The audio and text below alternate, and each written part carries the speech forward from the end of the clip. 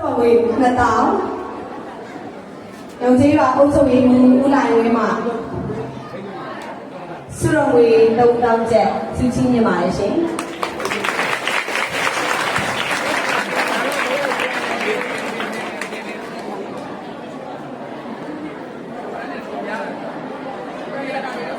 ဆက်လက်၍အခမ်းအနားစီစဉ်300အောင်မင်္ဂလာဘုန်းတော်ကြည်တင်ပညာရေးကျောင်းကျောင်းအောင်ဆရာတော်ဗန္ဒတာသောပိတသာသနာ့ကစားဓမ္မစီယဝိရိယဝိလူမဩဝါဒကထာမင်းကြားပြည့်ဖြစ်ပါရဲ့ရှင်တို့ဖြစ်ပါ၍ကျောင်းအောင်ဆရာတော်ဘုရားမဩ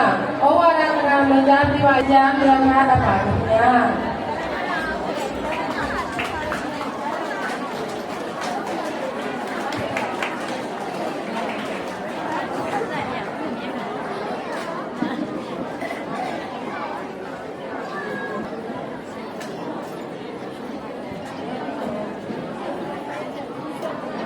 ဆရာမဘာနေနိုင်လဲ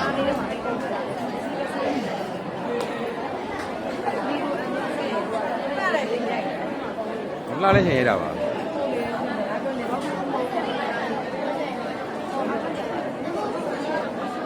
အလုံးစုံအောင်မင်္ဂလာပါကကြောင်း